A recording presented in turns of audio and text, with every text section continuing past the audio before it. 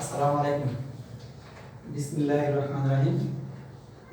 আমি মোহাম্মদ ফজলুল করিম, সিনিয়র সহকারী শিক্ষক, মুজাফফরগঞ্জ আলী নওয়াব উচ্চ বিদ্যালয় কলেজ, লাকসাম, কুমিল্লা। প্রিয় শিক্ষার্থীবৃন্দ, বিশ্বব্যাপী করোনা ভাইরাসের কারণে জনজীবন অনেকটা স্থবির হয়ে গেছে। বাংলাদেশেও করোনার আক্রমণ মারাত্মক আকারে দেখা দেওয়ার কারণে গত 18 মার্চ থেকে বাংলাদেশের সকল শিক্ষা প্রতিষ্ঠান বন্ধ ঘোষণা করা হয়েছে। কিন্তু সরকার লেখাপড়া চালিয়ে যাওয়ার নিমিত্তে সংসদ টেলিভিশনে দেশের স্বনামধন্য শিক্ষকদের দ্বারা আমাদের ক্লাস চালু করছে। তোমরা নিয়মিত সংসদ টেলিভিশনে তোমাদের স্ব শ্রেণীর বিষয়গুলো দেখবে এবং তার উপর সমাজের শিক্ষকবৃন্দ তোমাদেরকে যে বাইরের কাজ দেন, তোমার বাইরের কাজগুলো করে রাখবে।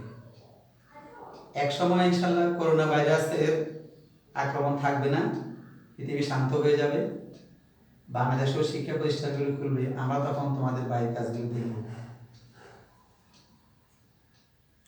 আমাদের স্কুলের নামে মুজাফফরগঞ্জ আলী নওয়াব উচ্চ বিদ্যালয় কলেজ নামে একটা ফেসবুক পেজ খোলা হয়েছে।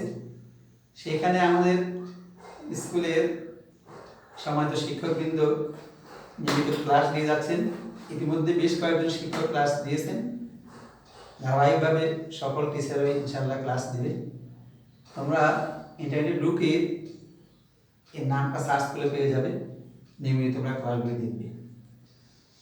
আমি এখন নবম শ্রেণীর ইংলিশ সেকেন্ড পেপারের ট্যাগ কোর্সটা নিয়ে একটু আলোচনা করব। আমরা আগে জেনে নিই ট্যাগ কোর্সটা কি। ট্যাগ কোর্সটা হলো বক্তার বক্তব্য সঠিক কিনা তা যাচাই করার জন্য বাক্যের শেষে হ্যাঁ বোধক বা না বোধক যে সংক্ষিপ্ত প্রশ্ন জুড়ে দেওয়া হয় তাকে ট্যাগ কোশ্চেন বলে।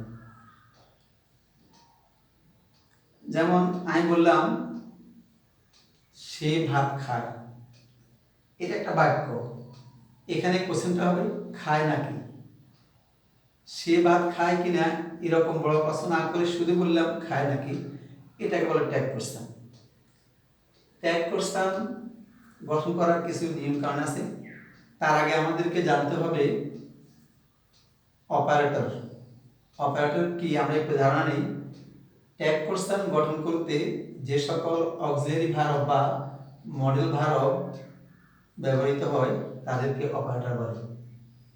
ইংরেজিতে হাজার হাজার ভার্ব আছে, কিন্তু অপারেটর মাত্র 24টি। এগুলো তোমরা নিশ্চয়ই জানো। Am, is, are, was, were, have, has, had, do, does, did, shall, will, can, may, should, would, could, must, need, mind, dare, ought to, use to, এই 24টিকে বলা হয় অপারেটর। এই 24টি দিয়েই ট্যাগ কোশ্চেন গঠিত হয়। এর বাইরে ট্যাগ কোশ্চেন গঠন করার কোনো অপারেটর নেই। আমরা এখন শুরু করব, এক এক করে আজকে আমরা যতটুকু পারি আলোচনা করব। যেমন আমি একটা বাক্য লিখলাম,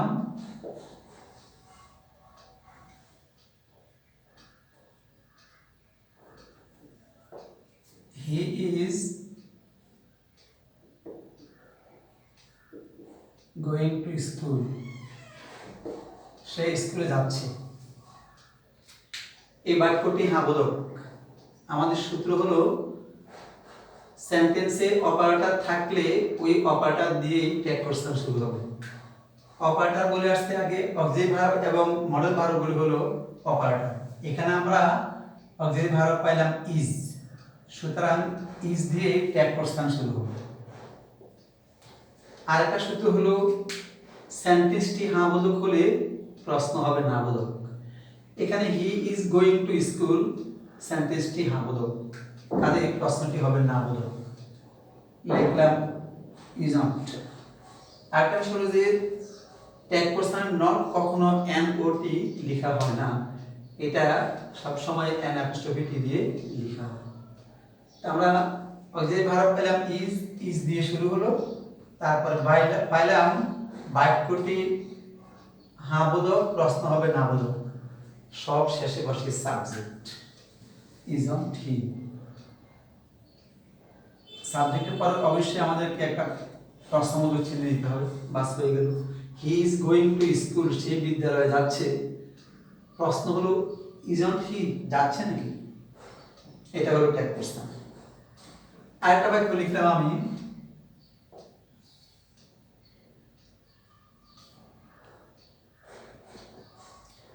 রাপি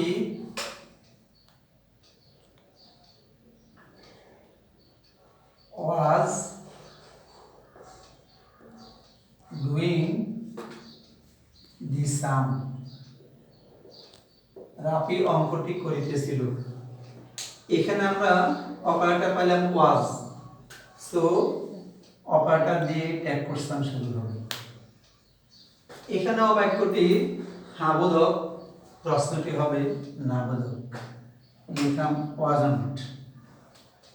এখানে একটু ব্যতিক্রম হলো, সেন্টেন্সের সাবজেক্ট নাউন হলে ট্যাগ কোশ্চেনে তার পরিবর্তে প্রনাউন বসে, কারণ ট্যাগ কোশ্চেনের সাবজেক্ট কখনো নাউন হয় না।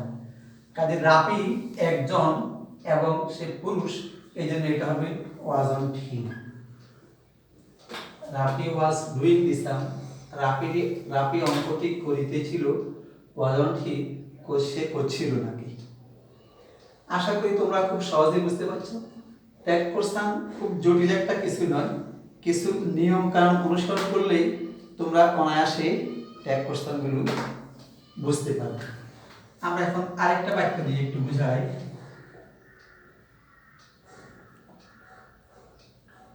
দে are not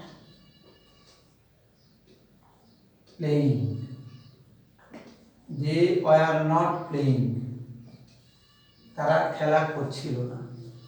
এখানেও অপারেটর আছে ওয়ার, কাজে অপারেটর দিয়ে ট্যাগ কোশ্চেন শুরু হবে। আমি লিখলাম এখানে ওয়ার।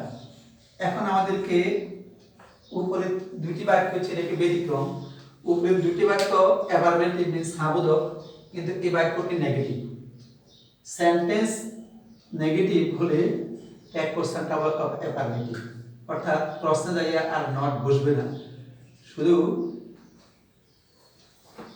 অপারেটর পরে সাবজেক্ট বসবে। এখানে সাবজেক্ট দেব, এখানে এটা হবে ওয়ার দিয়ে। আরেকবার বলে রাখি, আমরা এখান থেকে তিনটি সূত্র পাইলাম। একটা হলো যে অপারেটর থাকলে ওইটা দিয়ে ট্যাগ কোশ্চেন শুরু হবে।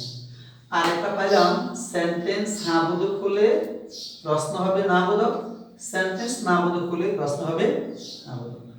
আর একটা পাইলাম ট্যাগ কোশ্চেনের সাবজেক্ট নাউন হয় না, সেন্টেন্সের সাবজেক্ট নাউন হলে ট্যাগ কোশ্চেন তার পরিবর্তে প্রনাউন বসে। আমরা এখন দেখব যে অপারেটর যেখানে থাকবে না আমরা সেখানে কিভাবে আমরা ট্যাগ কোশ্চেনটা করব। আমি তিনটি বাক্য লিখছি। We learn, L-E-A-R-N, we learn English.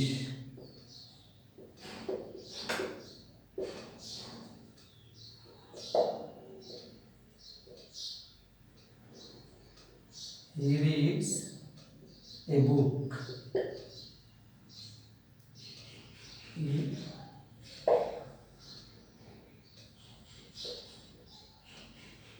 Iman went to school. আমরা এখানে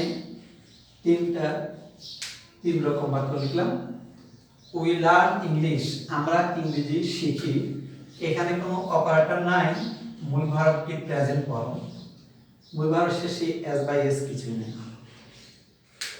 সেন্টেন্সে অপারেটর না থাকলে মূল ভার্ব প্রেজেন্ট ফর্ম হলে, মূল ভার্বের শেষে এস বা এস না থাকলে ট্যাগ কোশ্চেন ডু দিয়ে শুরু হয়। ট্যাগ কোশ্চেন ডু দিয়ে শুরু হয়। আর আগের সূত্র সেন্টেন্স হ্যাঁ বোধক হলে প্রশ্ন হবে না বোধক। লিখলাম ডোন্ট, সব শেষে বসে subject don't we, don't we. তাহলে আমরা এখানে আস্তে আস্তে আমরা নতুন সূত্র পাইতেছি। লার্ন ভার্ব কি প্রেজেন্ট ফর্ম, এর সাথে এস বাই এস কিছু নেই। মূল ভার্ব প্রেজেন্ট ফর্ম হলে এক পার্সন ডু দিয়ে শুরু হয়। সেন্টেন্সটি হ্যাঁ বোধক হলে প্রশ্ন হবে না বোধক, সবশেষে বলবে সাবজেক্ট ডোন্ট উই। আমরা এখানে আসি, হি রিডস এ বুক। এখানে রিড ভার্বটি প্রেজেন্ট ফর্ম, কিন্তু ভার্ব শেষে এস আছে। Subject third person singular number এবং বাক্যটি প্রেজেন্ট ইনডিফিনিট টেন্স, এই জন্য এখানে এস যুক্ত হয়েছে। ভার্ব শেষে এস বা এস থাকলে এক পারসন ডাস দিয়ে শুরু হয়। সেন্টেন্স হ্যাঁ বোধক হলে প্রশ্ন হবে না বোধক, সব শেষে বসে সাবজেক্ট। বিষয়টা আমরা আরেকবার জেনে নেই। ভার্ব রিড এখানে প্রেজেন্ট ফর্ম, কিন্তু তার শেষে এস আছে। ভার্বের শেষে এস বা এস থাকলে এক পারসন ডাস দিয়ে আরম্ভ হয়। সেন্টেন্স হ্যাঁ বোধক হলে এক পারসনটি হবে না বোধক, সব শেষে সাবজেক্ট। এবার আমরা সরল বাক্যে দেখি, Emon went to school. Go went gone, went ভার্বটি এখানে পাস্ট ফর্ম। মূল ভার্ব পাস্ট ফর্ম হলে এক পারসন ডিড দিয়ে আরম্ভ হয়। বাক্য হ্যাঁ বোধক হলে প্রশ্ন হবে না বোধক, সব শেষে বলবে সাবজেক্ট। এখানে ইমন নাউন, এক পারসন সাবজেক্ট নাউন হয় না, ইমন একজন এবং পুরুষ, এই জন্য হবে হি ডিড নট হিট।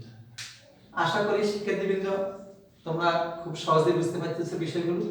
আমি বারবার বলি, এক পারসন এখানে ভয় বা আতঙ্কিত হওয়ার কিছু নাই, এটা খুব কঠিন একটা বিষয় নয়। কিছু রুল ফলো করলে এক পারসনগুলো তোমরা খুব কম সময়ে বুঝতে পারবে। তবে ইংরেজি ভালো করে বোঝার জন্য অর্থ জানা যেমন আবশ্যক, আর একটা বিষয় হলো যে প্র্যাকটিস করতে হবে। আজকে শিখলাম, এক সপ্তাহ পর 15 দিন পর আবার বিষয়টা নিয়ে বসলাম, তাহলে কিন্তু ভুলে যাওয়ার সম্ভাবনা বেশি। এই জন্য প্র্যাকটিস করতে হবে।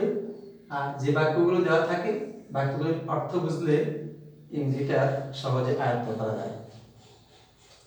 আমি এখন আরো দুটি বাক্য লিখছি। আমরা আস্তে আস্তে নতুন নতুন সূত্রের দিকে অগ্রসর হচ্ছি।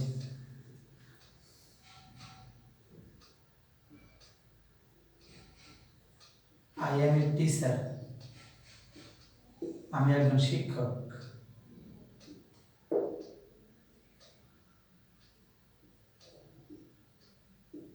I am not unhappy, I am not unhappy। এখানে দুই বাক্যে এম আছে, এখানেও এম আছে, এখানেও এম আছে। এই দুটি বাক্যের মধ্যে একটা পার্থক্যটা হলো, প্রথম বাক্যটি হ্যাঁ বোধক, দ্বিতীয় বাক্যটি না বোধক।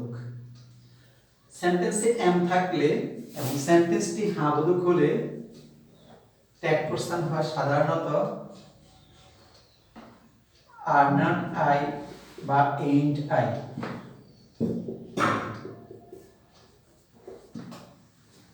বা আরেকবার বুঝে নিই, সেন্টেন্সে এম থাকলে এবং সেন্টেন্সটি হ্যাঁ বোধক হলে ট্যাগ পারসন হয় আর নট আই অথবা ain't I. Are not I দিলেও হবে, এইন্ট আই দিলেও হবে, দুইটি যে কোনো একটা দিলে শুদ্ধ হয়ে যাবে। আর 8 নম্বর বাক্যেও এম আছে, কিন্তু বাক্যটি না বোধক। এটা একেবারে সহজ। সেন্টেন্সে এম থাকলে সেন্টেন্সটি নেগেটিভ হলে ট্যাগ পারসন হবে এম আই। একটা সহজ বিষয়, এটা সহজ বিষয়। আমরা আজকে এখানে বেশ কয়েকটা বাক্য আলোচনা করলাম এবং আমার বিশ্বাস তোমরা